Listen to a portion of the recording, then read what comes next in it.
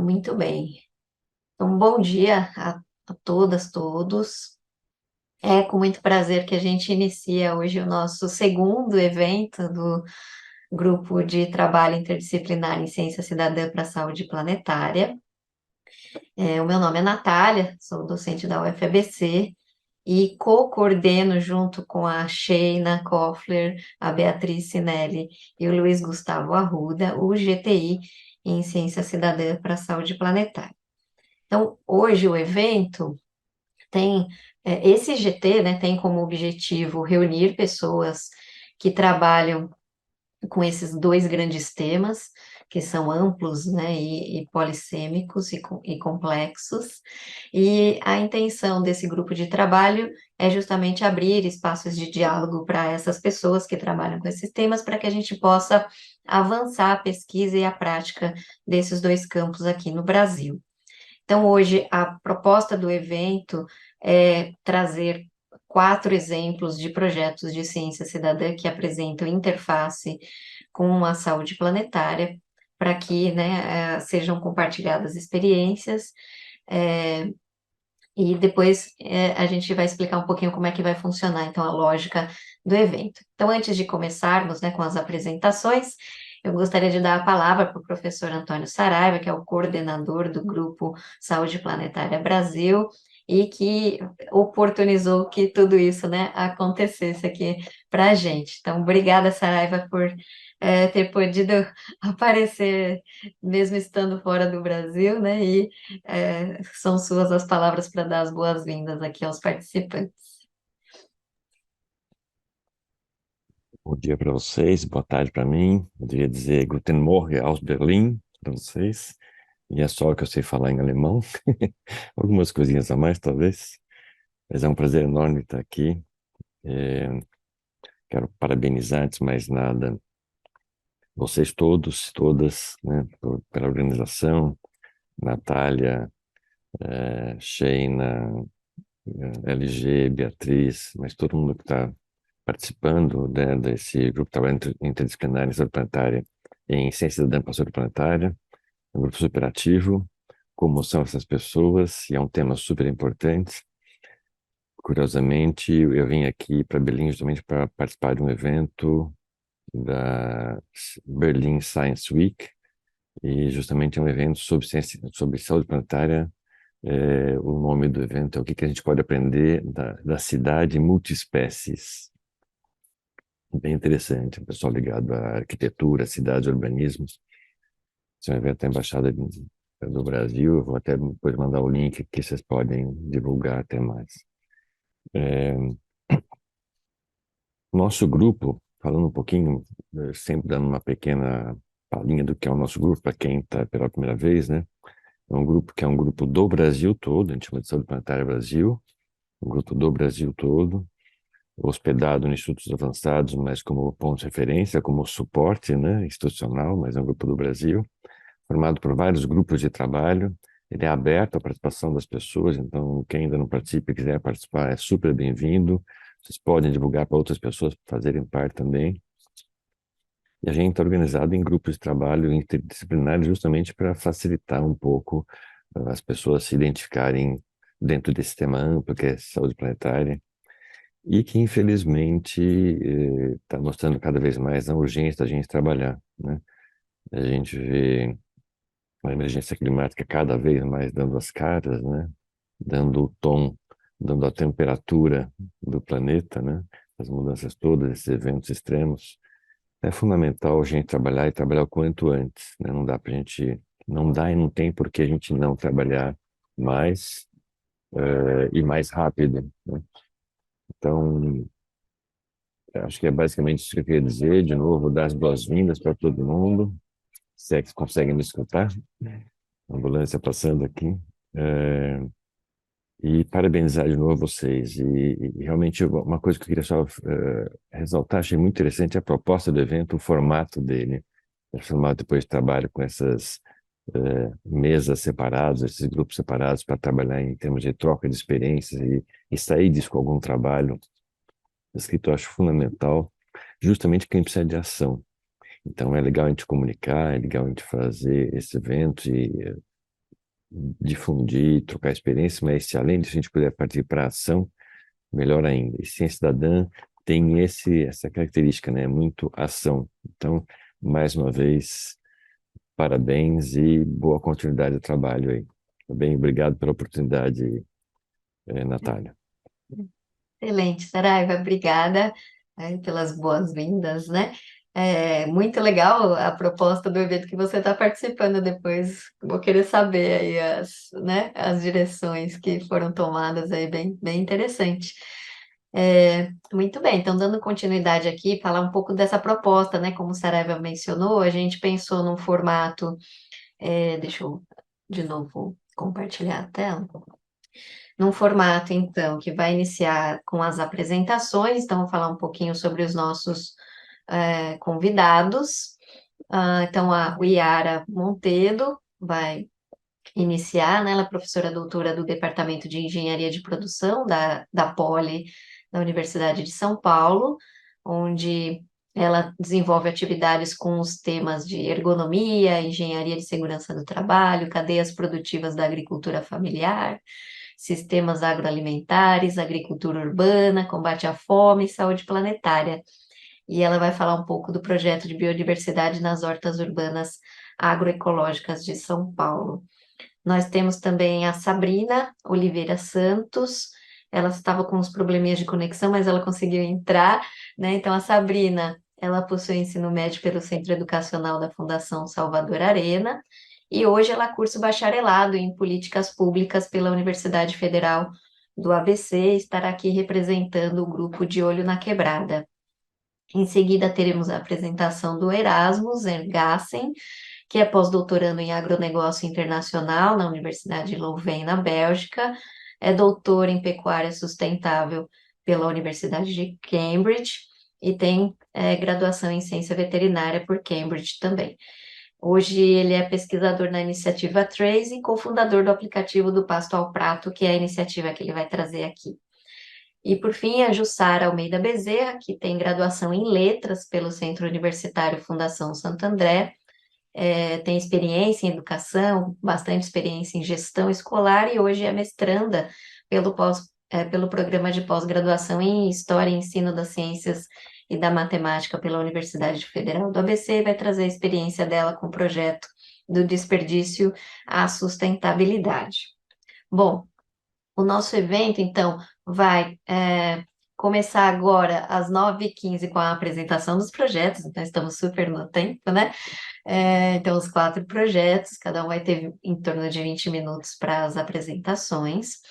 A gente também vai compartilhar com vocês um termo de participação aqui no evento, vou até pedir para a Sheila colocar o link no chat do Zoom, porque a proposta é que, ao final das apresentações, a gente se reúna em estações de trabalho, né? A gente faria isso presencialmente, mas a gente vai fazer também dar certo aqui no Zoom, com 4 temas que a gente vai discutir para que a gente possa, após as discussões, sistematizar as ideias, né, o que vocês trouxeram de propostas, e sistematizar tudo isso em um documento que a gente pretende, então, divulgar, justamente comentando sobre as possibilidades, né, de conexões entre esses 2 temas, saúde planetária e ciência cidadã, em especial sobre as barreiras, quais são os desafios e as possibilidades dos vários projetos que possam ser pensados nessa interface entre os 2 campos, os impactos e as possibilidades de mensurar,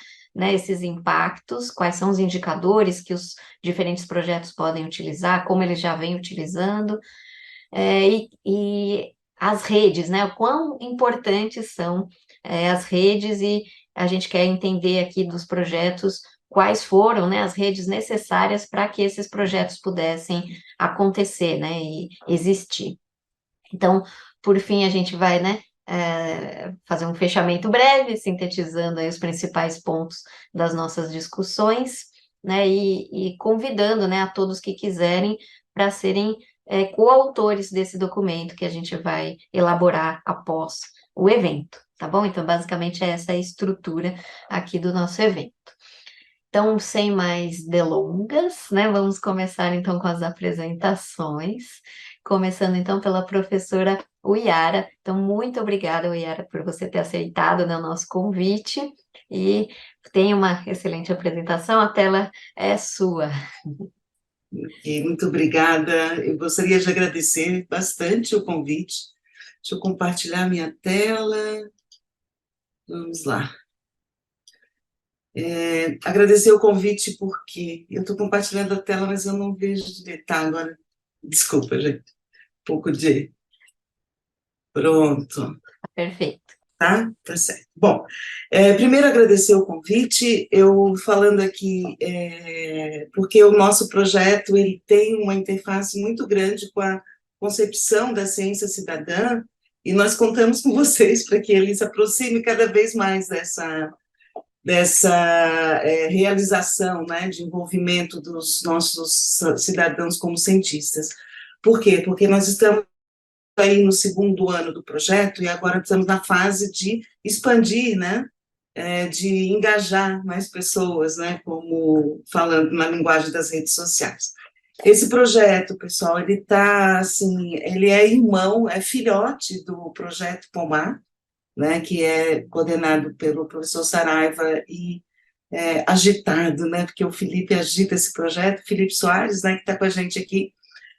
Surgiu de uma conversa que nós tivemos uma vez indo para Piracicaba juntos, nós três, e o Felipe começou a me apresentar, a falar do projeto Pomar, eu me encantei e eu vislumbrei aí uma oportunidade de fazer esse projeto em biodiversidade também nas hortas urbanas, né? Eu estava começando um outro trabalho com a turma do design lá de ergonomia nas hortas urbanas, e nós também começamos esse projeto, então, por meio do edital de bolsas PUB, né? Esse edital que tem nos fornecido aí apoio, né? Para poder iniciar. A gente está entrando no segundo ano do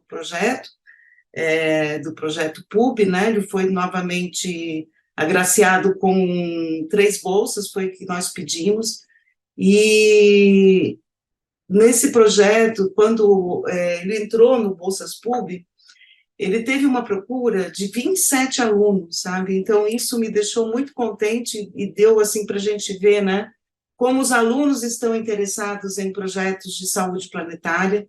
Então, acho que a gente tem que entrar nesses projetos de bolsa pública, é o Programa Unificado de Bolsas, né, que é hoje uma das principais formas de retenção e de sobrevivência dos alunos que vêm por cotas aqui na USP, né? Então, estou muito feliz que a gente está entrando no segundo ano e com 3 alunas, né, 2 que já estavam no primeiro ano e uma nova que entrou agora.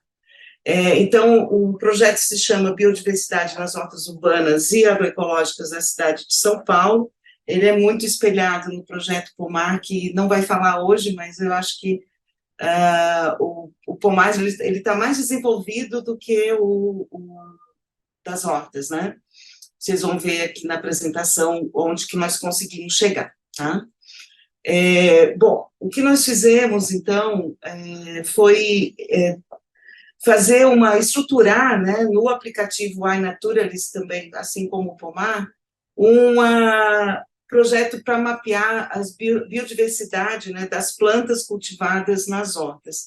Nossa ideia era abranger 8 hortas no primeiro ano, nós conseguimos, mas só na verdade, o que se estruturou realmente foi um projeto piloto com a horta do CPUSP, né, que é lá no Centro de Práticas Esportivas da USP, né? Porque nós não tivemos como fazer até fizemos, mas implementar todos os mapas das hortas não foi possível. E o que nós conseguimos fazer, né, foi cadastrar espécies no banco de dados. Então, as alunas do ano passado, do primeiro ano, elas colaboraram no projeto Pomar, com o cadastro das espécies frutíferas, né? O livro usado foi Frutas Brasileiras e Exóticas Cultivadas in Natura, da editora Plantar. É um livro super raro, a gente conseguiu, o Felipe passou um sufoco tentando, né, a gente conseguiu na biblioteca, depois sumiu e houve uma doação, assim, no meio do projeto, e isso também levou a gente a fazer um PDF, né, fotografar todas as páginas, e para ter esse livro como banco de dados aí para esse primeiro projeto do Pomar. E também conseguimos desenvolver os mapas, né, os arquivos KML, para demarcar o perímetro das hortas, e especialmente hortas na região da Brasilândia, e as hortas da USP, nós desenvolvemos a do CP e a da Faculdade de Medicina, né, com a professora Thais. Nós também discutimos, a ideia inicial do projeto era envolver na ciência cidadã os próprios trabalhadores voluntários das hortas, né? Nós vimos que isso era uma meta muito ousada para apenas um ano, né, e 3 pessoas trabalhando, e nós revertemos isso, então, para os alunos da USP, né, serem os nossos agentes aí da ciência cidadã e os né, coletores de dados para nós. Nesse primeiro ano foram as 3 bolsistas, que é a Hilary, a Stephanie e a Caroline, e nós começamos já por essa discussão a respeito de a entrada dessas pessoas com os seus saberes, né, tradicionais, as suas experiências comunitárias, como nós tentamos entender o que isso poderia impactar na questão de geração de dados mesmo, que tipo de dados poderiam vir, e se isso não seria, né, qual seria a estratégia de cadastramento no iNaturalist, se realmente tem uma conta que você libera os dados, né, para quem administra, que eu acho que é nos Estados Unidos. Bom, então nós fizemos essa discussão, tivemos aí a ajuda da Cássia, né, uma pesquisadora da Embrapa Dados, que é também participante do Centro de Inteligência Artificial, onde eu também faço parte do grupo AgriBio, né, liderado pelo professor Saraiva. Bom, as hortas, então, efetivamente visitadas, né, a do CP-USP, nós conseguimos fazer várias observações, a da Faculdade de Medicina, o trabalho que as alunas faziam não era simplesmente chegar lá e fotografar as plantas, né, era apresentar o projeto para os trabalhadores, né, das hortas, para os coordenadores, para os voluntários, também fazer aí uma certa aproximação com essas pessoas das hortas, né, para que a gente as trouxesse para participar no projeto, né. Então, hoje nós já temos esses contatos aí.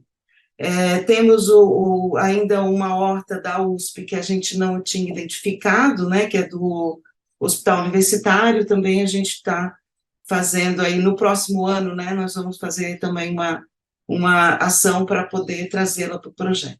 Então, as meninas, no CP-USP eu participei também na coleta de dados. Primeira coleta de dados que nós fizemos, pessoal, a gente foi fotografar as hortas do CP, a horta do CP, o que a gente percebeu? Que precisa de equipamento para os cientistas cidadãos, por exemplo, irem a fazer uma bioblitz que dure o dia todo, porque a geolocalização, ela consome a bateria, né, do celular muito rapidamente. Outra questão que a gente percebeu também é que, dependendo da qualidade do celular, que é um equipamento que cada cientista cidadão vai ser responsável por trazer, né, para o projeto, a gente não fornece, pelo menos não, até agora não forneceu o celular para isso. Quanto melhor for a qualidade do celular, melhor é a localização também. Então, por exemplo, uma das alunas, eu estava lá na horta, falar um pouco das dificuldades do campo, né? Acho que isso é importante para a gente. As alunas, a gente estava fazendo, o meu celular não é grande coisa, é um iPhone 8, tá? O meu celular pegava dentro do CP e o dela pegava numa praça que tem ao lado ali, sabe? Não dava a identificação dentro da área do mapa, né? E essa foi uma identificação que nos levou a retrabalhar esses mapas, que isso é uma das metas, um dos objetivos do segundo ano agora, é a gente pegar os mapas que estão feitos, gerados, né? Nós tivemos aí ajuda nessa área dos mapas, gente, do Felipe e da Bárbara Santos, que nos ajudaram com essa parte, e a Hilary era que eu digo, ela é ainda, né, ela só não é mais bolsista, da computação, então nós conseguimos fazer os mapas. Agora nós temos que ajeitar isso para poder realmente refletir o espaço da horta, né, dentro do iNaturalis, né. Então, teve uma horta aqui, a Brasilândia, na Horta Damasceno, a gente chamou isso de BioBlitz, né, esse levantamento, que é uma coisa também que a gente aprendeu com o Projeto Pomar, né, e apesar de só terem ido as alunas, a ideia é que esse ano a gente possa ampliar e irem mais alunos da Poli, né, pelo menos, eu já vou falar isso depois, qual é a nossa proposta para o futuro do projeto, né, para que a gente faça umas BioBlitz que sejam mais pessoas para poder engajar esses cientistas cidadãos também. Elas foram também aqui no Prato Verde Sustentável, outra horta é Caminhos do Iquiririm, que é aqui no Butantã, né, eu moro no Butantã, a roça de Nossa Senhora também, e aqui elas anotaram as espécies, né, que está até escrito errado, ai meu Deus, eu não vi, desculpa, as espécies identificadas, vou corrigir isso depois. Bom, o nosso futuro aqui do projeto, eu não vou chegar aos 20 minutos, que bom, tem mais tempo para a gente discutir. O nosso projeto futuro é o seguinte, nós fizemos com a professora Renata, né, que é do USP Cidades, do NAP, né, e ela é também coordenadora do GTI Saúde Planetária na Engenharia, que eu também sou uma das coordenadoras. Nós propusemos um projeto para o Amigos da Poli, né, com que ideia? A nossa ideia falei para vocês, esses 27 alunos, né, que se inscreveram para o projeto das hortas, e eu dei um retorno para todos eles, né, por e-mail, e falei assim, olha, a gente está pensando em expandir as ações, posso contar com vocês? Posso chamar vocês no futuro para fazer alguma atividade, mesmo que não seja com a bolsa, né, e vários deles, claro, sim, sou interessado, outros me contaram que eles já têm na família, outros têm hortas junto com os pais, na casa dos pais, então, assim, muito interesse, né, e o que nós pensamos? Uma das metas do nosso GTI, de Saúde Planetária na Engenharia, é criar um grupo de extensão, né, de alunos em saúde planetária na engenharia. E eu propus para a professora Renata, então, que nós usássemos o projeto das hortas urbanas, né, para fazer esse engajamento, trazer alunos para discutir as questões, né, de saúde planetária na engenharia, mas não é um grupo fechado para engenharia, a gente imagina que vai ter outros alunos também de outros cursos, por exemplo, biologia, né, que já nos procuraram, o pessoal da ambiental está muito, os alunos da engenharia ambiental estão muito interessados também, e a professora Renata havia proposto, né, para esses amigos da Poli, um seminário em saúde planetária na Poli e tal, e nós transformamos essa proposta na primeira semana de saúde planetária na Poli, com a ideia de fazer esse evento, né, que ele seja depois contínuo, né, todo ano, com apresentações de projetos que possam, que estão sendo desenvolvidos, não necessariamente todos a gente já mapeou, né, mas esse seria uma atividade, é claro que nós passamos lá no Amigos da Poli para o Pitch Day, que é uma pré-seleção, que foi agora em 17 de outubro, se não me engano, na nossa data, e o resultado desse projeto só sai a partir de 10 de novembro. Então, a gente está aguardando com muita expectativa, né? Porque nós pedimos lá recursos para poder alugar uma van, né? No caso, cabe 15 pessoas, e fazer essas BioBlitz no ano que vem. Então, acho que são previstas 3 ocasiões, né? Já como uma forma, a gente espera que no final a gente consiga desembocar esse esforço, né, na criação de um grupo de extensão. Então, assim, o Ciência Cidadã, ele é super, né, convidado para nos ajudar nessa iniciativa, né, porque a ideia de formar esse grupo de extensão está muito ligada com a concepção da ciência cidadã, né, assim, é claro, vai ter um impacto muito grande na formação desses alunos, né, então, nós estamos realmente esperando que dê certo e que a gente consiga algum recurso. Provavelmente, o recurso para a criação do site foi o que a banca reclamou, né? e talvez a gente consiga sem esse recurso, que era a meta mais cara, né, digamos assim, do projeto. Mas então, além de engajar, né, de trazer esses alunos para as nossas ações, nós queremos então também mexer, né, digamos, terminar, né, a configuração do perfil do projeto Hortas Urbanas no aplicativo, gerenciar um canal de comunicação entre os administradores do projeto, né, porque a gente precisa expandir o grupo, você vai ter que ter um canal de comunicação mais eficiente, né, não sei como vai ser feito, mas é um canal de comunicação, então ele precisa ser gerenciado, né, não é simplesmente criar um site e deixar o site abandonado, ou criar um grupo no WhatsApp, que daqui a pouco a gente arquiva, porque não dá conta, né, de acompanhar. E a ideia é que a gente consiga gerar uma página web do projeto, né? Eu acredito que se a gente tiver esse engajamento dos alunos da Poli, a gente consiga fazer isso até com pouquíssimos recursos, né? O problema vai ser gerenciar depois, mas vamos ver o que a gente consegue fazer. E também elaborar materiais institucionais, né? Aí tem também produção de artigos, né? Isso que a gente está querendo para o segundo ano. Então, aqui, gente, quem fez essa apresentação para mim foram as meninas, as 3 bolsistas desse ano, que são a Fernanda. A Fernanda, ela está no 3º ano da engenharia de produção, e ela é a nova bolsista da equipe, né? Muito legal trazer gente nova, assim, e por ser da produção de onde eu sou também, é muito bacana a gente, né, ter esse contato já com os alunos durante a graduação, né? A Caroline é da Engenharia de Minas, ela está no 2º ano, então, desse projeto, né? E a Stephanie é aluna da Engenharia de Produção, ela já está no 5º ano, ela está me esperando para voltar no próximo semestre, para a gente poder fazer o trabalho de formatura dela e as disciplinas que faltam, né? Então, esse depoimento que está aqui, né, ele é uma fala delas, tá? O projeto Hortas Urbanas não apenas enriquece o entendimento sobre a biodiversidade, né, mas também ilustra o potencial de mudanças positivas que a ciência cidadã e a agroecologia podem proporcionar nas comunidades urbanas, promovendo alimentação acessível, segurança alimentar, conexões sociais e um futuro mais sustentável.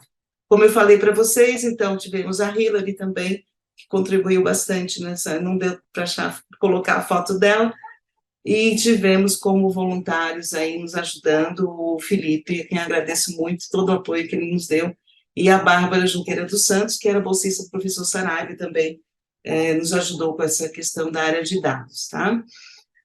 Bom, acho que tem uma questão, né, que a gente, na ampliação do projeto esse ano, né, a gente vai ter que começar a pensar quais são os nossos indicadores, né, que a gente precisa acompanhar, inclusive, o Amigos da Poli, se for aceito, ele pede muito nisso, né, a questão do impacto, e a gente estimou para o próximo ano que esse projeto tem um potencial de impacto de 578 pessoas, pensando no site do projeto, no engajamento dos alunos, né, e também no acesso ao site, na participação da Semana de Saúde Planetária, que vai ser no mês de outubro, mesmo que a gente não consiga o financiamento do Amigos da Poli.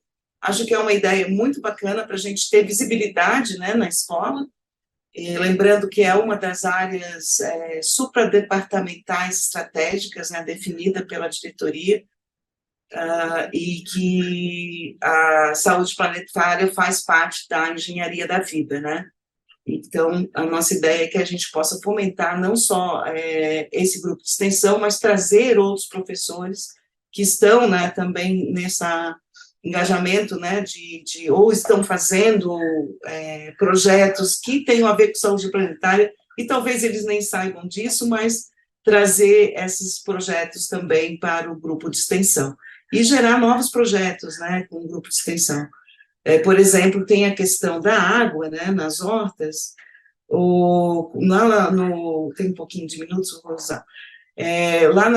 No dia do Pitch Day, em defesa da banca, perante a banca, né, do Amigos da Poli, que eles formam para avaliar os projetos, me perguntaram se a gente faria assistência técnica também em agroecologia, né? E eu respondi que não era esse o objetivo desse projeto, né? Aliás, já tem, né, a assistência técnica, principalmente por ONGs, né? Algumas hortas não têm, mas não era esse o objetivo agora, mas que, com o grupo de extensão, tendo esse universo das hortas urbanas, né, agroecológicas, como universo de pesquisa que a gente pode usar, por exemplo, novos projetos, né, poderiam ser desenvolvidos e novos projetos seriam submetidos aos amigos da Poli. E eu citei a questão do acesso à água, né, para a irrigação das plantas, né, e também da qualidade da água que é usada, que às vezes você usa água com poluentes, né, uma água que não é adequada. Inclusive, esse é um dos grandes impedimentos para os empreendimentos sociais, né, serem certificados como orgânicos. Eles são agroecológicos, mas não obtêm a certificação. Então, assim, existe muita coisa a ser feita, né? E eu pensei nessa questão da água porque o pessoal do ambiental está super interessado, né, em se juntar ao projeto. Nesse projeto, nós temos mais outras alunas também, deixa eu só mostrar para vocês um pouquinho da cadeira. Procurando aqui a apresentação do Amigos da Poli, só para mostrar para vocês a equipe, tá? Fazendo propaganda do que a gente não sabe se vai ganhar, né? Esse aqui é a apresentação padrão, né, do Pitch Day. Nós solicitamos aqui 18.120. A estimativa é que 578 pessoas serão impactadas, né? E usando, então, o projeto Biodiversidade nas Hortas Urbanas Agroecológicas e a primeira Semana de Saúde Planetária na Poli. Foi o que a gente pediu. E aqui a professora Renata, então, Bogliano, né? Renata Maré, ela é a vice-coordenadora. A Stephanie e a Fernanda estão nesse projeto também, e nós tenho aqui duas alunas, então, da engenharia ambiental, a Mariana e a Vitória, né, que quiseram nos ajudar aqui a apresentar esse projeto para Amigos da Poli. Bom, agora sim, eu agradeço a atenção de todos e fico aqui à disposição, né, para participar, para assistir as outras apresentações, muito curiosa com o projeto do Pasto ao Prato, que o professor Saraiva já tinha colocado para a gente, e aqui, gente, deixo vocês com essa foto maravilhosa aqui, que é da horta do CPUSP, as abelhinhas, né, que moram lá também, tá bom? Muito obrigada. Perfeito. Yara, muito obrigada por compartilhar aí a iniciativa de vocês, bem interessante. Já estou aqui pensando em várias possibilidades aqui para nossa discussão após as apresentações. Muito legal. Então, vamos lá. Muito obrigado, Yara. Agora vou passar a palavra a Sabrina. Conseguiu entrar, Sabrina? Então, legal. Sabrina, muito obrigada por você ter aceitado o nosso convite. Fique à vontade para apresentar, né, o seu projeto. A tela é sua. Se quiser compartilhar, também se não quiser, fique à vontade, tá bom? Obrigada, Sabrina. Bom dia, gente. Eu espero que vocês estejam bem. O meu nome é Sabrina, eu faço parte do De Olho na Quebrada, que é um projeto de pesquisa que vou apresentar agora. E eu estou muito feliz de estar aqui, então muito obrigada pelo convite. Conheci o Luiz em uma apresentação na Biblioteca Mário de Andrade, e a partir de então eu comecei a pesquisar mais sobre saúde planetária. Confesso que esse termo em si eu não conhecia, mas quando eu comecei a aprofundar os meus estudos, em tudo tinha a ver com o que a gente faz dentro do nosso grupo de pesquisa. Então foi uma coisa muito enriquecedora. Na verdade, eu sou eternamente grata por ter conhecido mesmo essa área, esse campo, né, de estudos e de atuação.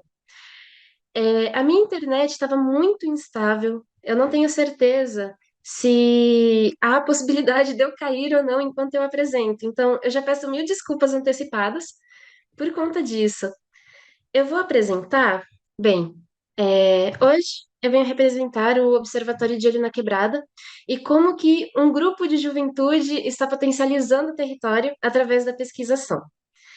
Só que eu acredito muito em uma frase que foi dita pelo Frei Beto há alguns anos, que é: a nossa cabeça pensa onde os nossos pés pisam. E como vocês não estão dentro do meu território, eu achei legal trazer um pouquinho do meu território para contextualizar o sentido do nosso trabalho. Então, essa apresentação eu nomeei como a construção de um bairro educador, porque essa é a nossa missão, né, enquanto entidade, né, Unas Heliópolis e região, e enquanto juventudes que estão tentando buscar melhorias para o local onde mora. Então, Heliópolis é hoje considerada a quinta maior favela do Brasil, né, a maior favela do estado de São Paulo, mas há certas divergências em relação à contagem das pessoas dentro do território.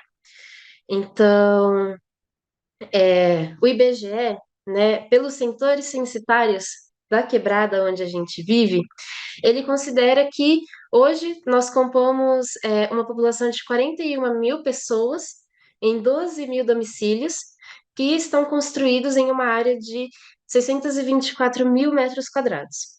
Só que muitas dessas áreas, como a Coab, os Redondinhos, que são núcleos, né, que nós chamamos, é um conjunto de núcleos que formam a favela, não são contabilizados.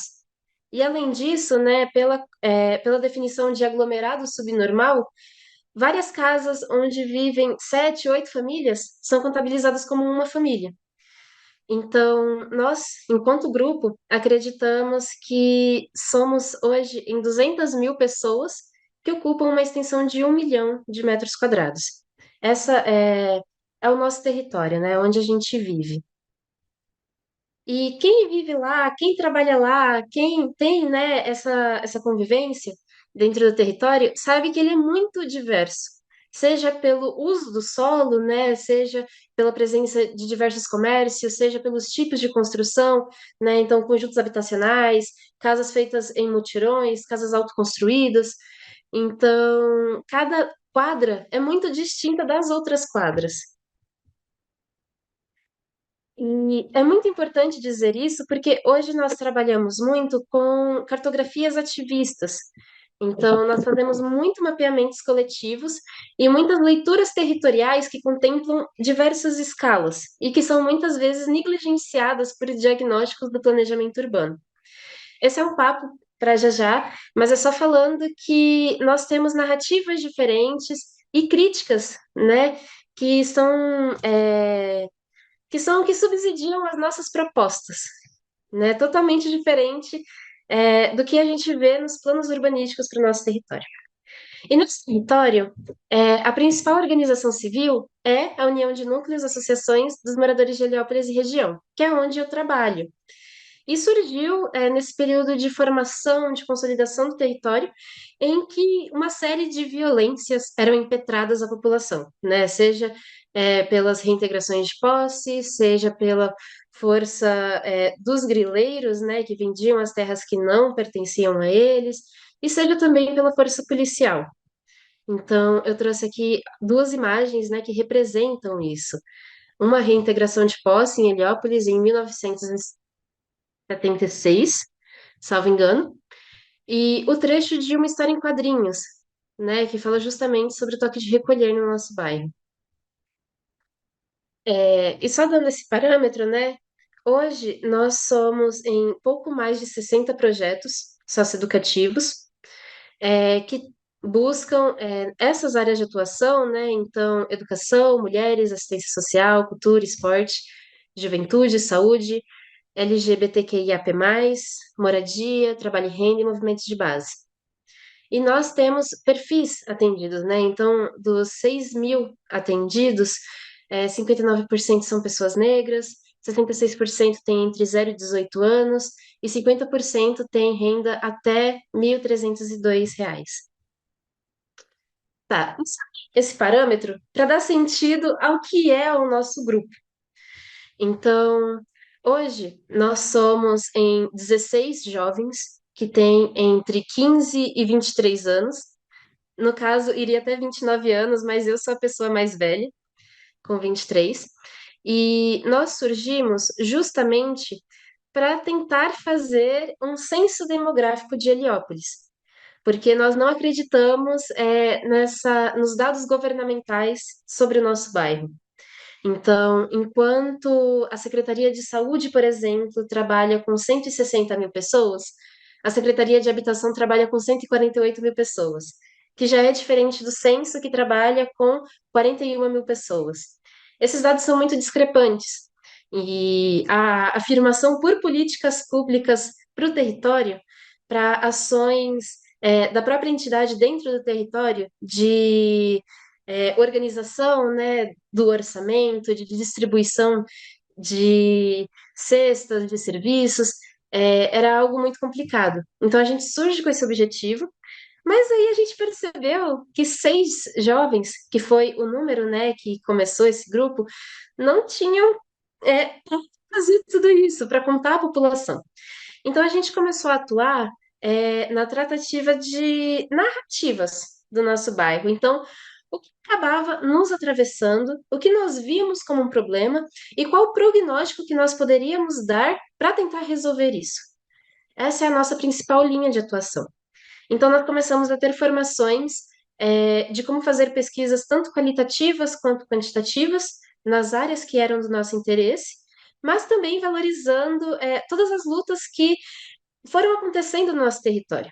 Então, a luta por moradia foi uma bandeira muito forte durante anos, mas, além da moradia, outras coisas acabavam respaldando, né, esses direitos. Então, acesso à educação, como que a gente poderia trazer mais escolas, mais creches, mais centros para crianças e adolescentes, e como que as pessoas, né, hoje as lideranças populares de Heliópolis nos inspiram a manter essa história viva, né, a conseguir contar o que que aconteceu no nosso bairro e como que a gente dá continuidade a isso. E a nossa principal metodologia hoje é a pesquisa-ação. Isso porque os próprios jovens que pesquisam o território são também os objetos da pesquisa, né? Então, nós pegamos alguns assuntos que são muito caros, muito valiosos para nós, assuntos que acabam nos atravessando no cotidiano, que acabam mexendo com a gente mesmo, e como que a gente pode se inserir nesse universo. Então, todas as leituras, todas as conversas, todos os diálogos são nos colocando também nesse centro, né, de sujeito e de objeto. Então, nós montamos toda uma metodologia que eu vou apresentar aqui rapidinho para vocês sobre como fazer uma pesquisa coletiva e comunitária. E como que isso tem tudo a ver também com a saúde planetária, né? Esse universo que me foi apresentado durante essa apresentação na Biblioteca Mário de Andrade, como que a gente pode fazer esse diálogo. Então, o nosso primeiro requisito para uma pesquisa coletiva é ter esse olhar interseccional. Então, nós, né, enquanto observatório, temos todas as nossas pesquisas alinhadas às lutas antirracistas, anticapitalistas e feministas. Todo o observatório hoje é composto por pessoas racializadas, por mulheres e por pessoas que acabam sofrendo também com essas violências impetradas pelo território. Então, a gente precisa reconhecer essas violências, né, reconhecer todas essas engrenagens que nos atravessam e compreender o porquê delas existirem. Só assim, né, com essa compreensão, a gente consegue empoderar a comunidade, consegue explicar para as pessoas, né, nesse trabalho de base mesmo, de diálogo, de papo, como que a gente pode resolver os problemas. Nós também pensamos muito na nossa prática política e pedagógica. Então, a gente está aprendendo sobre esses problemas, mas todas as nossas pesquisas não podem ficar engavetadas, não podem ficar só para a gente. A gente tem que ter uma forma de explicar da forma mais lúdica possível, de explicar para a pessoa por que que aquilo faz sentido. Então, a gente é muito acostumado a simplesmente trocar ideia na rua, né? Aqui tá esquisas, mas são esquinas, erro de digitação. E sempre tentar ouvir as pessoas, né? Tentar entender por que que ela tem aquele olhar, por que que ela tem aqueles valores, aquelas crenças, e quais são os conflitos que ela acredita que são conflitos mesmo. E quais são os instrumentos de pesquisa que nós podemos usar para tentar destrinchar aquele pensamento e tentar ver como que aquilo se aplica a nós, né? Então, é um trabalho que foge muito do acadêmico, principalmente porque nós sempre estamos buscando metodologias que fazem sentido para a gente. Então, seja fazer entrevista pelo WhatsApp, seja fazer novas contagens, só que não apenas vendo a pessoa como um número, né? Então, vendo também o universo que aquela pessoa está inserida, como que a gente pode mexer com aquilo e como que a gente pode subsidiar informações para a nossa organização e para as nossas coletividades locais.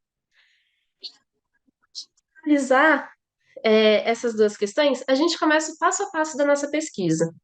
Então, o primeiro passo é formar um grupo de pesquisadores na comunidade, e isso a gente fez, né? Então, hoje nós, como eu contei, nós somos em 16 jovens. Desses 16 jovens, nós temos pessoas que estão no ensino médio, pessoas que estão nessa transição para o ensino superior, pessoas que já estão pensando na pós-graduação. Nós também aglutinamos garotos em medida socioeducativa, né? Então, eles têm um olhar diferente da pessoa que está na educação formal do ensino médio, né? E que tem também uma visão diferente das pessoas que já pararam de estudar há algum tempo. Então, como que elas enxergam o território, né? E como que o que elas acreditam, o que elas produziram ao longo da vida, é, é relevante para pensar junto o que fazer com os problemas do nosso território e como resolvê-los. O segundo, né, é a gente trabalhar com mapas afetivos do território. Então, a gente pega os principais pontos que nos marcam e a gente vai identificando coletivamente o que que existe ali. Então, nós temos hoje mapeados todos os serviços básicos, todas as organizações que atuam com cultura, com lazer, com esporte, todas as organizações que trabalham com crianças, com adolescentes, com a terceira idade. E tudo isso foi porque nós transitamos pelo território. Por ele ser muito grande e por ter essa subnotificação, essas organizações não estão presentes nos dados governamentais, mas a gente tem essa cartilha, né, do que está rolando por aí, quais são as iniciativas que estão acontecendo e como que a gente pode se unir nesse trabalho conjunto. O terceiro é mapear essas potências e conflitos. Então, como que a gente pode organizar uma linha do tempo com as conquistas e os desafios que são enfrentados pela comunidade? Como mapear as demandas e as lutas que existem, existiram e existirão nessa comunidade, e reconhecer essas potências e as tecnologias sociais que foram criadas pelo próprio território. O quarto é produzir leituras e análises, né, específicas sobre essas questões, sempre usar uma linguagem acessível e ferramentas de comunicação popular. Então, em Heliópolis, nós temos a rádio comunitária, né? Então, nós conseguimos fazer programas e disseminar esses programas pelas redes sociais, né? Então, a gente, além de ter o áudio gravado, a gente tem as redes sociais, a gente tem as gravações da própria rádio, a gente também trabalha muito com intervenções urbanísticas, então o próprio Urlamb nas paredes, cartaz, grafite, tudo que consiga chegar à população de uma forma mais fácil. Eu estava com problema de conectividade, né? Porque a internet na minha casa só chegou em setembro de 2021. Então, a conquista pelo acesso digital foi algo recente, sabe? E até hoje a gente enfrenta problemas por isso. Dar visibilidade a essas narrativas locais, né? Então, em vez de ter narrativas que estigmatizam, né, onde nós moramos, ter narrativas que mostram que nós podemos fazer algo. Sim, existe violência onde nós moramos, assim como existe em toda a grande São Paulo, em todos os lugares. Então, por que que nós não pegamos essas narrativas que são extremamente sensacionalistas, que nos colocam em um lugar de violência mesmo? E tenta mostrar também que existem outros pontos, e que essa violência não é culpa da população que ocupou certo espaço, que está ali porque quer, e sim porque foi condicionado a isso. Foi condicionado a morar nas franjas urbanas, que foi condicionado a morar em áreas de risco, que foi condicionado a morar, né, nesse espaço. E por fim, como que a gente consegue fazer essa devolutiva comunitária? Como que as pessoas que participaram das nossas entrevistas, dos nossos levantamentos de dados, podem ter acesso a esses resultados? Né? Então, a gente sempre mantém um contato com as pessoas, a gente acredita muito na geração cidadã de dados, então as pessoas precisam ter acesso a tudo que ali foi produzido, elas precisam estar atualizadas sobre tudo que ali está sendo dito, e elas precisam também participar disso de uma forma ativa, concordando com aquele resultado, sendo também parte desse processo. E a gente sempre teve uma parceria com os meios de comunicação locais, as rádios e os jornais, para tentar mostrar um pouquinho sobre o que que a gente está falando ali. Como que a gente pode falar com as pessoas? A gente tem uma parceria muito forte, né, com as escolas da região. Então, hoje as nossas pesquisas fazem parte dos projetos político-pedagógicos das escolas. E dentro de Heliópolis, a gente tem o calendário formativo integrado. Então, todas as escolas, ao longo do ano, tratam de temas específicos, para que no final do ano a gente tenha uma reunião para saber o que que os alunos produziram. E isso resulta em uma caminhada pela paz, onde cerca de 15 mil pessoas caminham pelo território com intervenções sobre o que elas trataram. E, por fim, a gente utiliza esses dados para subsidiar questionamentos e lutar por políticas públicas. Então, o primeiro grande passo foi aquele mapa anterior que eu mostrei, foi considerado no IBGE de 2022, né? Então, os cerca de 4 núcleos foram inseridos como Heliópolis e não como os bairros no entorno. E essas são algumas das nossas pesquisas. Então, nós tivemos, principalmente na pandemia, onde o nosso acesso à internet e onde nosso acesso às informações, dado o apagão de dados que ocorreu, né, naquele período, foi muito importante, porque nós tentávamos produzir informações sobre o nosso território. O que estava pegando no nosso território? Então, o acesso à internet na pandemia, a saúde mental da juventude durante a pandemia, a saúde alimentar na pandemia, o baile funk, né? Porque em 2019 houve um massacre, tanto em Heliópolis quanto em Paraisópolis, na mesma noite, em que 9 jovens morreram, né? E aí a gente começou a tentar pautar o baile funk como uma questão de saúde pública e não de segurança pública. Como que a gente pode pegar esse tema, né, e transformar? A opinião dos jovens sobre a vacina, né? Cria que a cria se vacina, a produção de arte e cultura, Bora Votar Quebrada, a contagem que a gente fez comunitária sobre os casos de Covid-19, porque nós não fazíamos ideia de quantas pessoas estavam contaminadas ou que vieram a óbito. E só para dar, né, um panorama para entrar nesse tema sobre saúde planetária, eu trouxe uma pesquisa que foi muito cara para nós, principalmente porque o nosso trabalho é remunerado. E os jovens, durante a pandemia, foram quem mais ajudaram em casa, né? Então, nós éramos a principal renda das nossas famílias, mas as nossas famílias acabaram perdendo, né, seus empregos. A gente nunca parou de transitar pelo território, a gente nunca conseguiu parar e fazer, né, o isolamento social, que era o recomendado, porque os nossos trabalhos, né, é, terceirizados, motoristas de ônibus, professoras, a gente nunca parou fora, a gente nunca parou dentro de casa, na verdade. Então, essa pesquisa, ela contou com um pouco mais de 600 participantes de maneira virtual, e o nosso objetivo foi pegar o perfil das pessoas de Heliópolis que perderam alguma renda e como que estava a segurança alimentar e nutricional das suas casas e das suas famílias.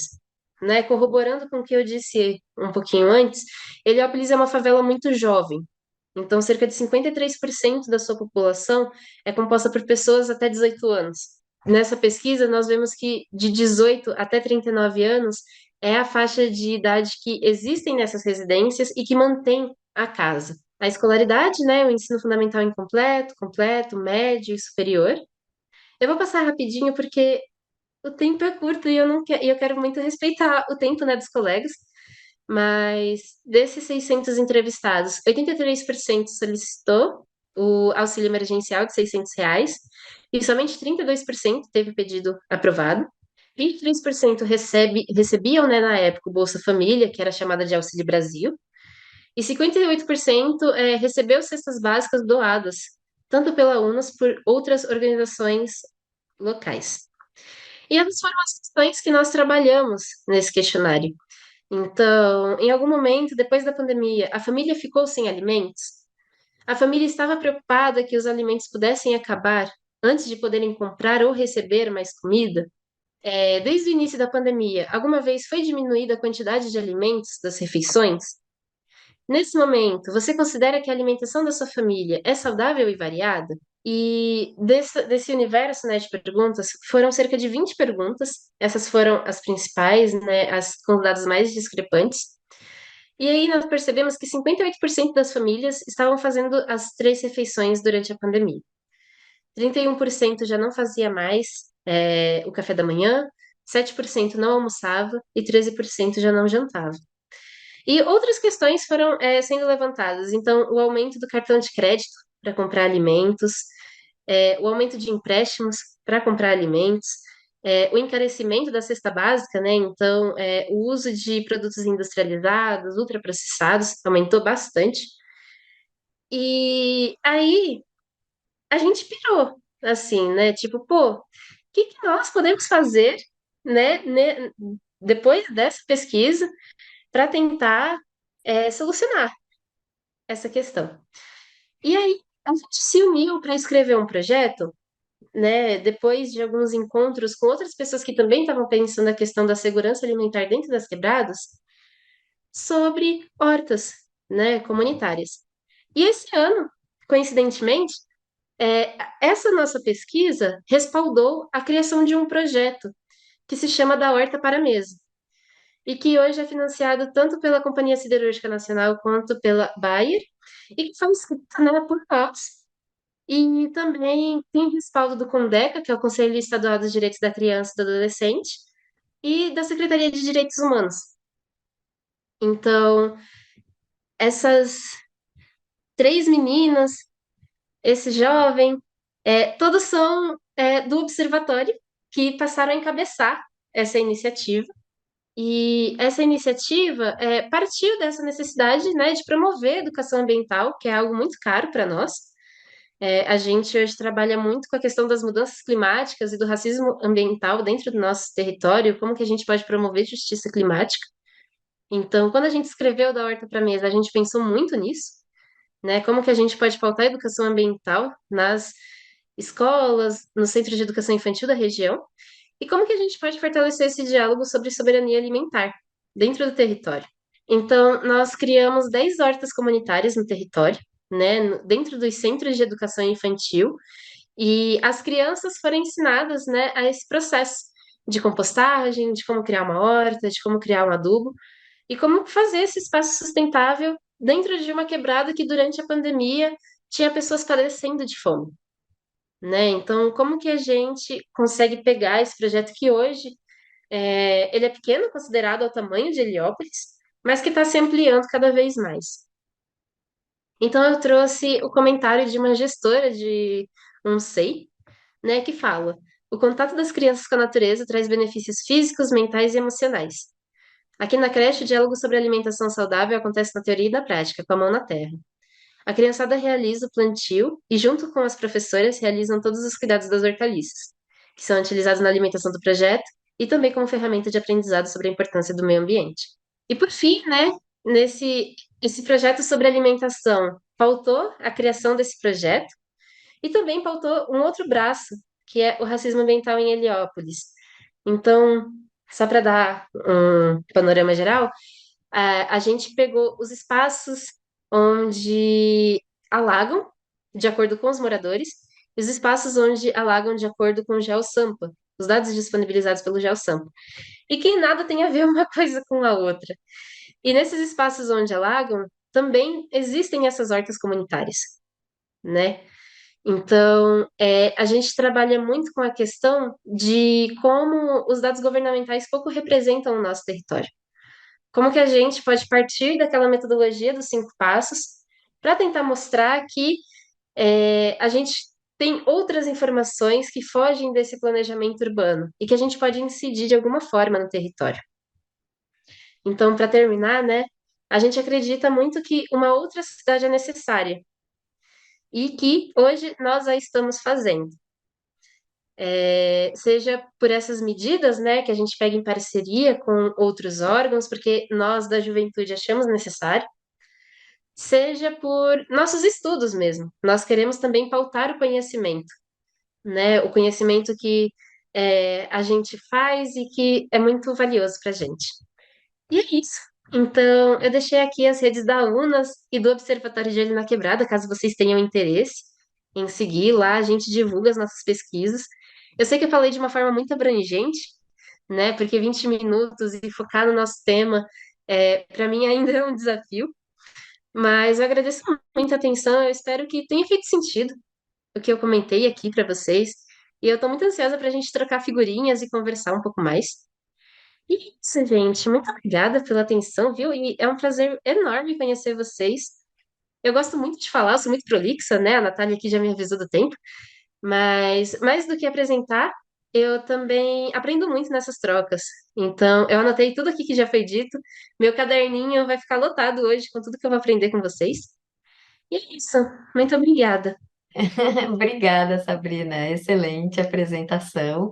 Acho que já suscitou aí vários comentários aqui no chat que a gente vai poder trazer depois para discussões nas salas temáticas, inclusive a respeito desses conceitos, né, que vocês usam e como a gente aqui que está na ciência cidadã percebe que tem muita, né, conexão com várias possibilidades dentro, né, desse conceito amplo que é a ciência cidadã, e vocês estão fazendo isso na prática, dentro de uma perspectiva cocriada, né, e muito interessante. Então, parabéns aí pela apresentação, e o pessoal aqui vai guardar tem vários questionamentos aqui depois, e para a gente discutir depois nas salas, tá?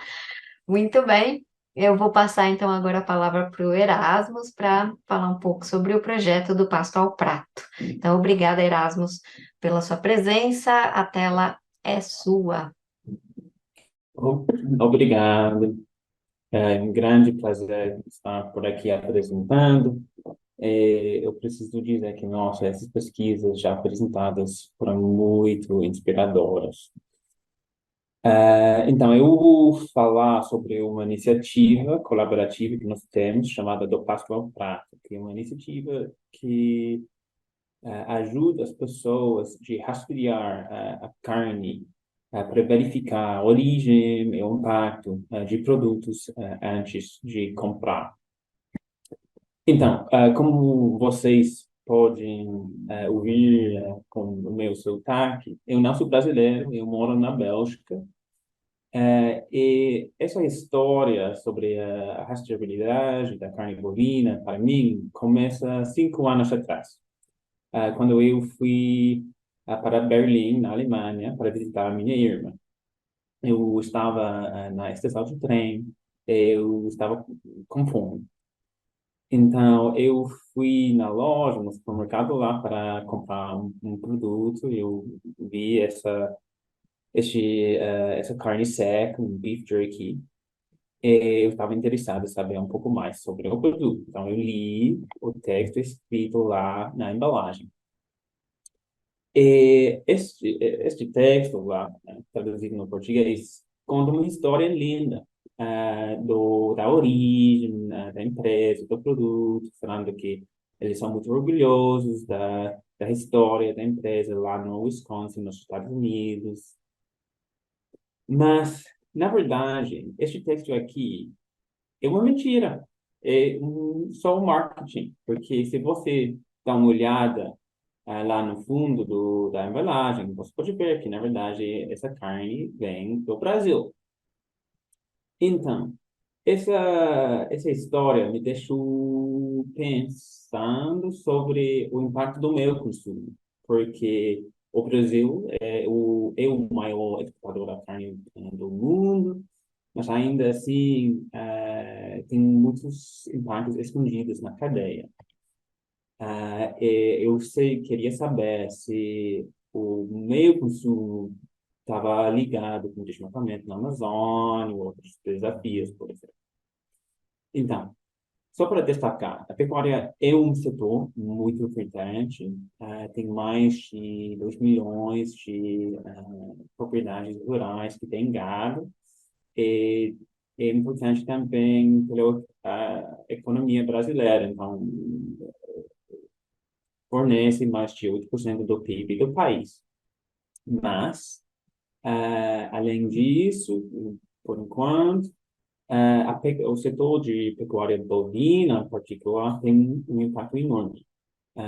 tinha um relatório do SEG, publicado na semana passada, que mostrou que mais de metade das emissões de gases de efeito estufa da economia brasileira inteira vem de pecuária brasileira, de pecuária bovina. E uma grande parte dessas emissões vem de desmatamento na Amazônia e no Cerrado, mas também de fermentação entérica. Mas não é só os impactos ambientais do setor que são um pouco preocupantes, também a pecuária ainda é a causa principal de casos de trabalho escravo no país e também a causa principal de doenças de origem alimentar.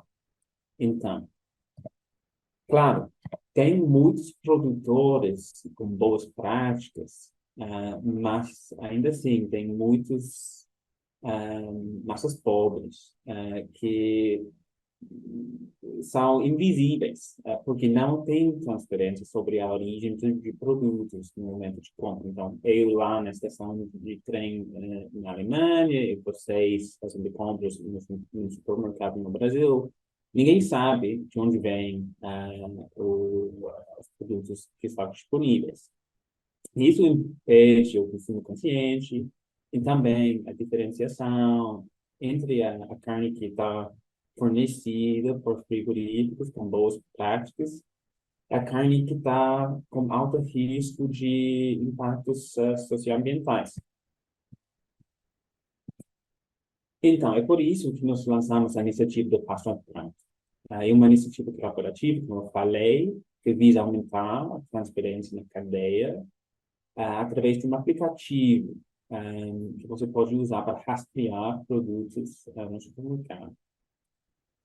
Nossa iniciativa é uma parceria entre o seu Urban, onde eu trabalho, a Imaflora, aqui na Imaflora, onde eu estou agora, e a Trace, que é uma iniciativa de transparência internacional.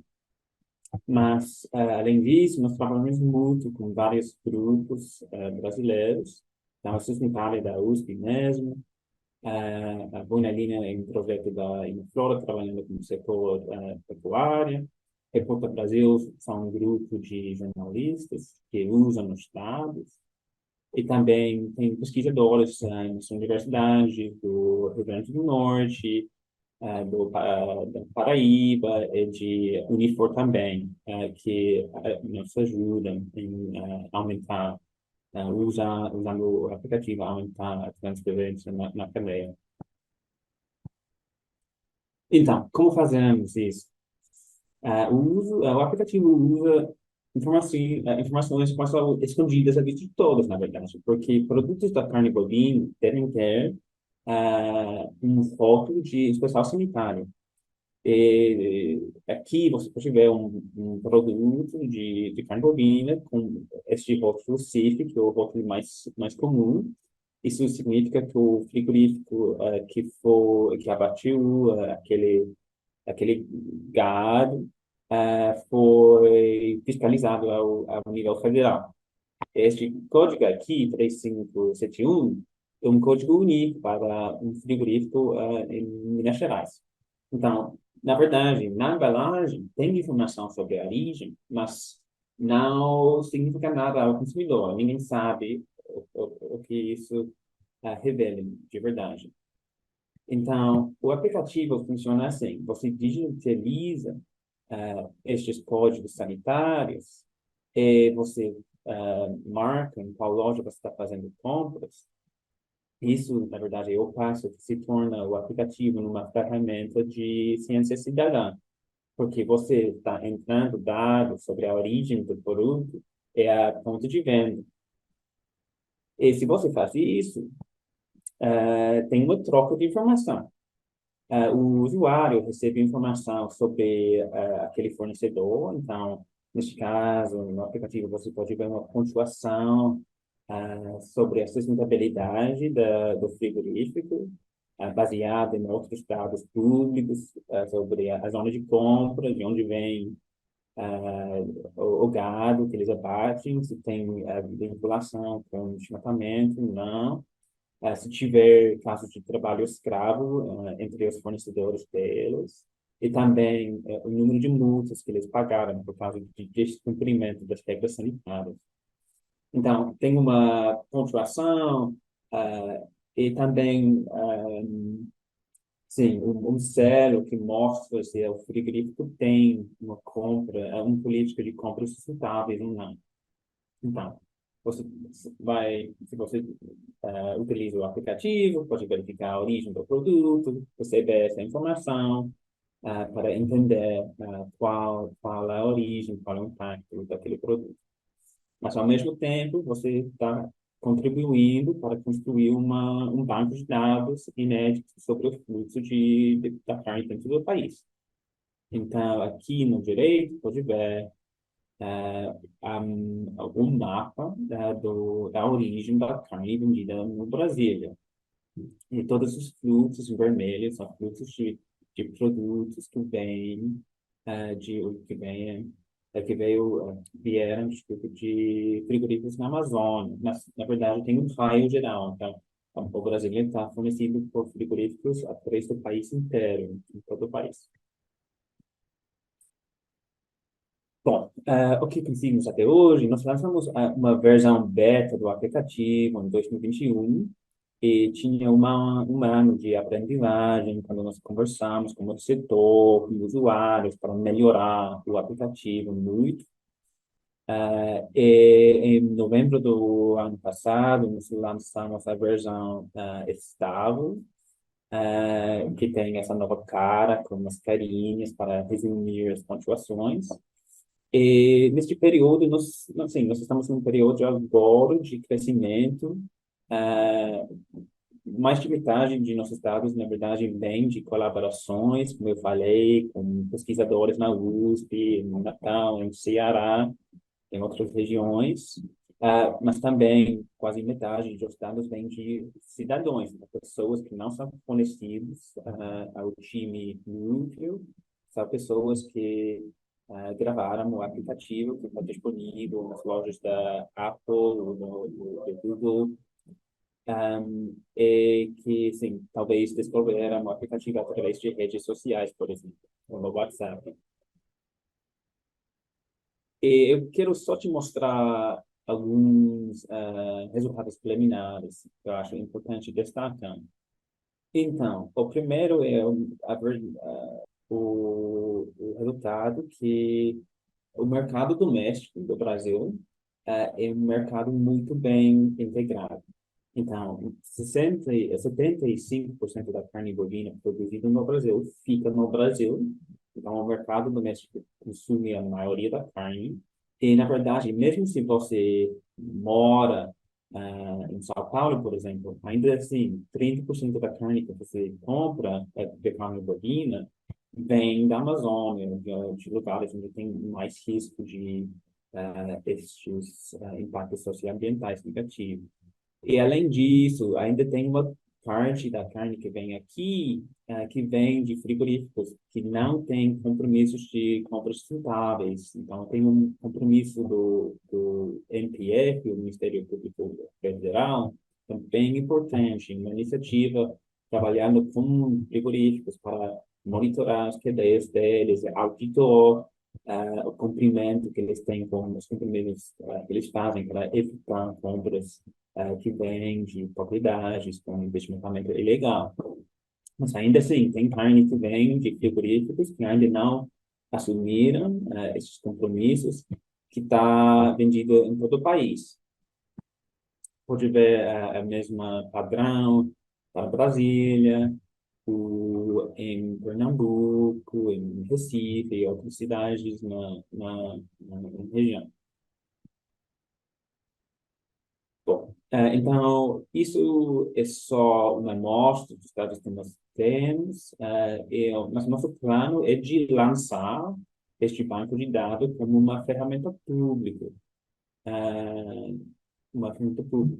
que vai, sim, fortalecer o trabalho de a sociedade civil, de jornalistas em destacando os desafios do setor e também ajudando, como eu falei, de destacar os trabalhos positivos dos fornecedores com boas práticas. E até hoje eles não têm ganho no mercado para todo o trabalho que eles fazem para controlar a cadeia deles, porque ninguém sabe de onde vem todo produto, que cada produto, ninguém sabe se vem de um frigorífico ou não, que tem monitoramento ou não. Bom, então esperamos que vamos conseguir uma amostra representativa no início do ano que vem, para lançar estes dados e se tornar um dado aberto para todo mundo. Eu quero acabar com um convite, porque é uma pesquisa colaborativa, então, por favor, se você gostasse do trabalho, ajude em divulgar. Pode ser nas redes sociais, no WhatsApp. E também, se você gosta, por favor, grave e use o aplicativo. Ainda nós estamos no momento de tentar de crescer nos atividades. E também eu quero destacar, tem algumas lacunas que ainda não conseguimos ganhar muitos usuários. Então, nossos estados em particular, de Mato Grosso, Pará, Goiás e Rio Grande do Sul. Então, se vocês conhecerem pessoas lá, quais podiam ser interessados, compartilhem, por favor. Eu quero só agradecer ao time que está por trás do aplicativo. Nós temos um time de 8 pessoas trabalhando todo mundo meio tempo. É um projeto meio apaixonado, mas ainda assim nós temos um time que fazem o desenvolvimento do aplicativo, o engajamento com o setor, com os varejistas, com os frigoríficos, que fazem a comunicação nas redes sociais também. E, claro, a parte de cientista, de ciência de dados.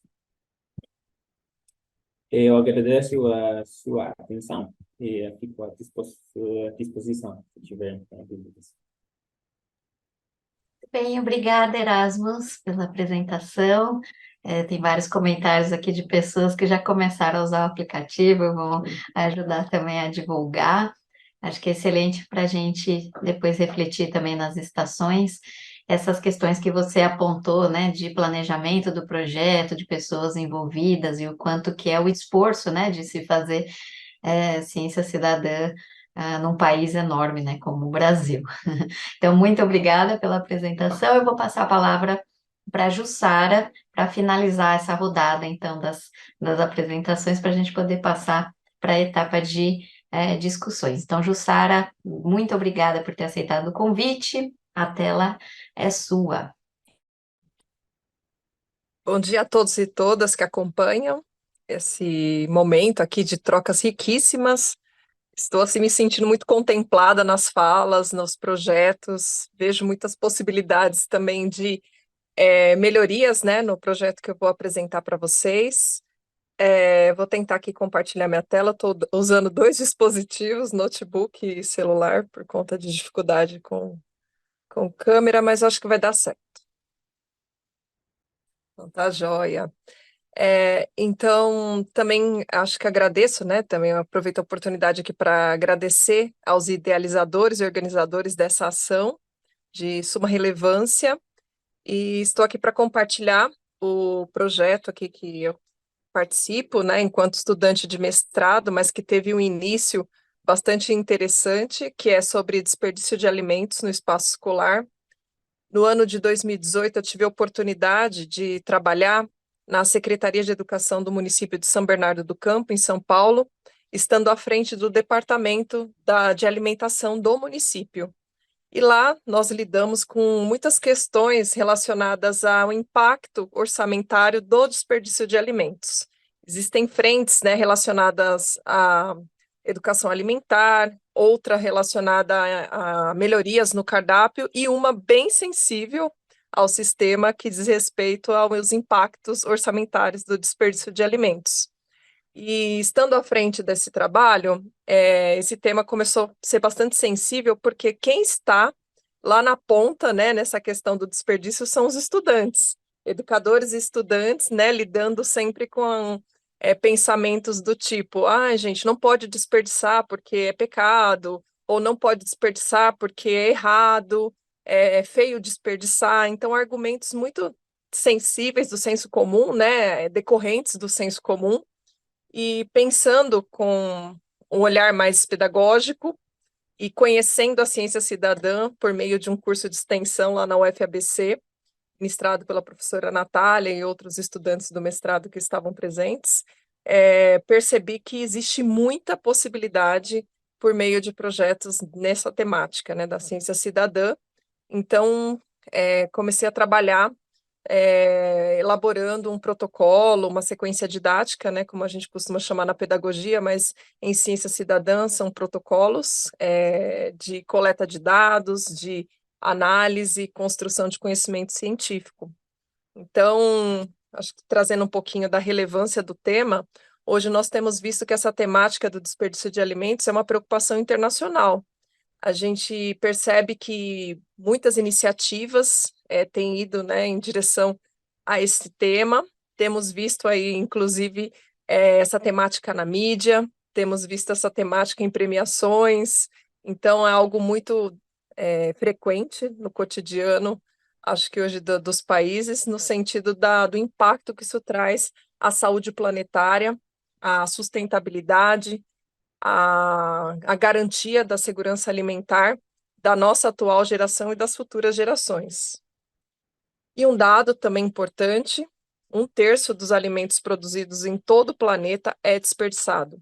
E o Brasil está no ranking aí, né, infelizmente, dos países que mais desperdiçam alimentos. E nós, atualmente, nesse cenário de pandemia, temos aí em torno de 33 milhões de pessoas em situação de insegurança alimentar diária.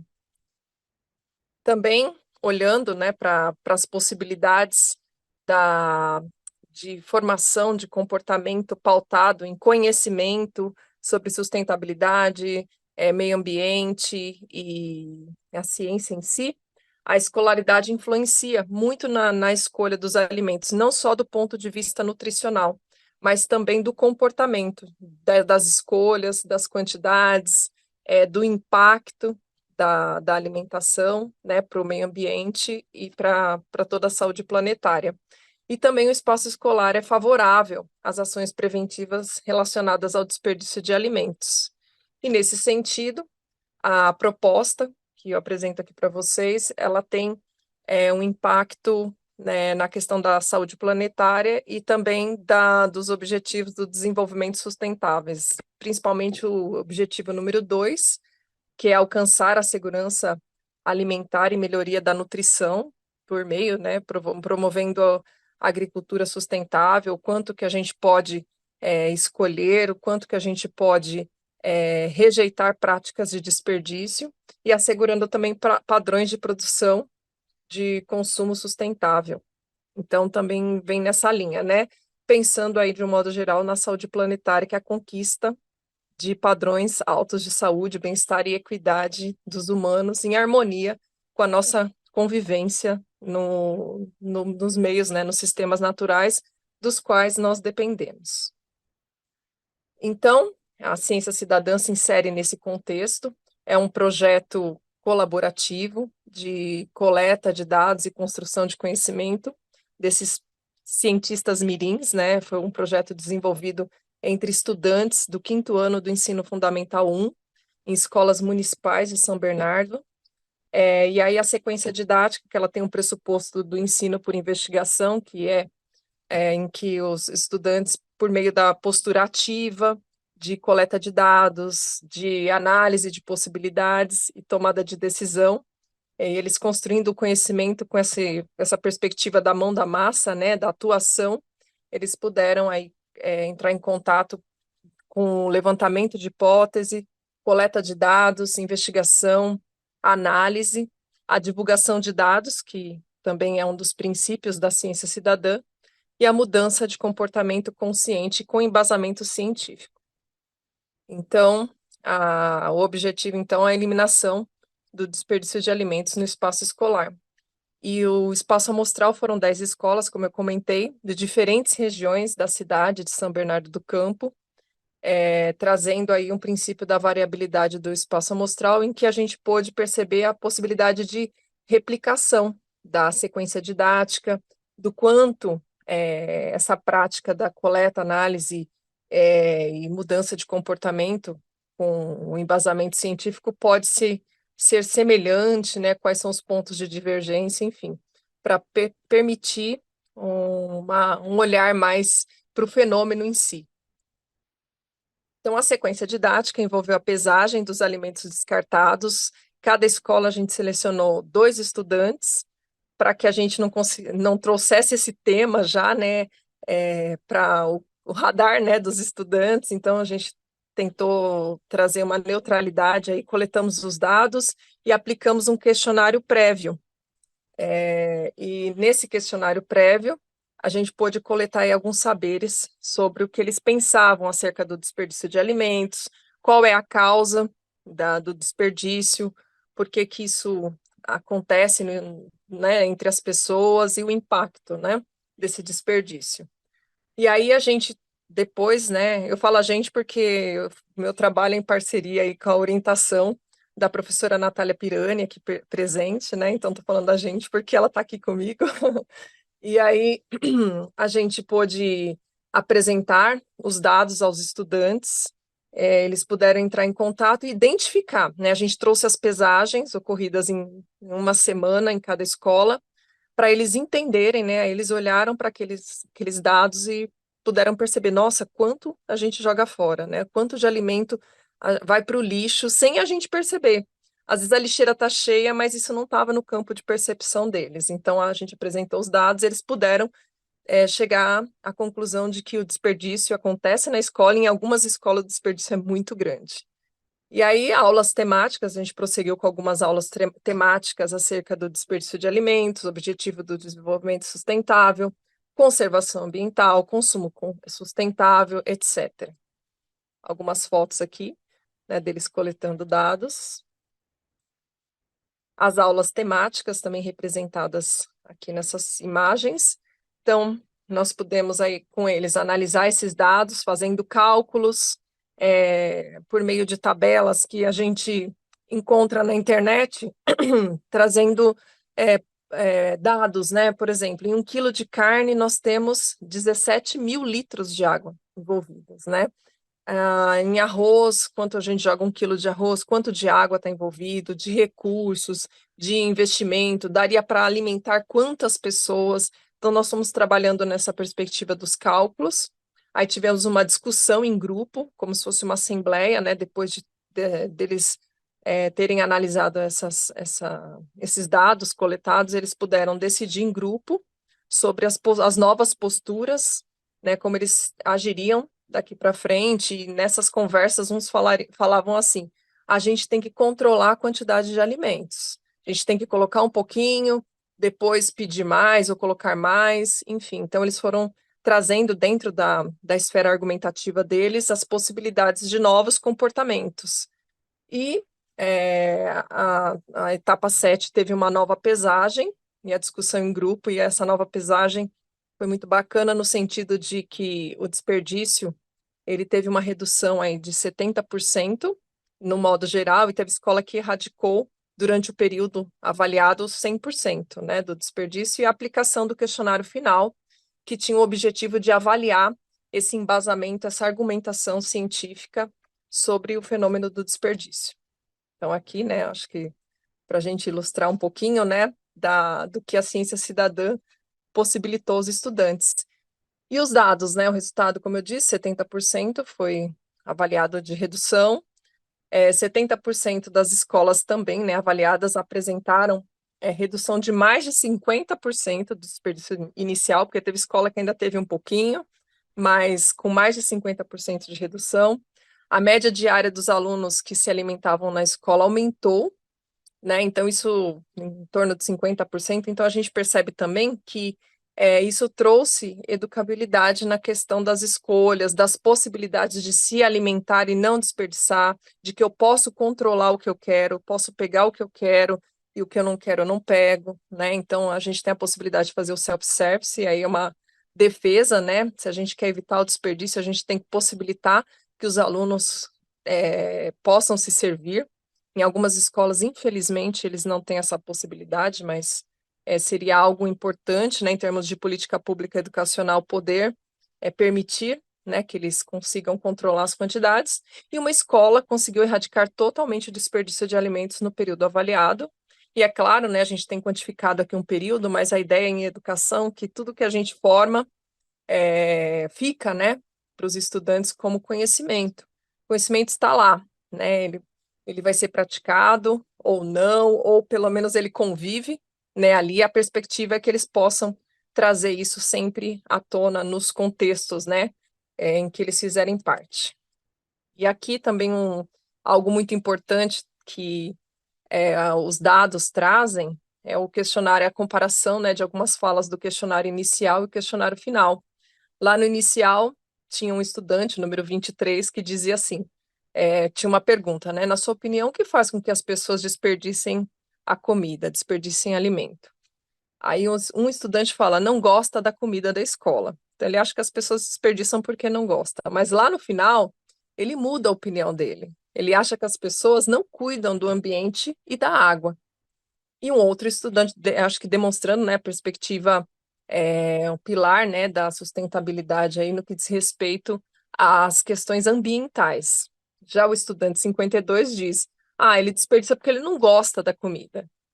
E aí lá no final ele pensa diferente. Ele argumenta dizendo, não pensam nas pessoas com fome, que é uma outra dimensão aí da questão, né, da sustentabilidade, a dimensão social do fenômeno, né, da sustentabilidade.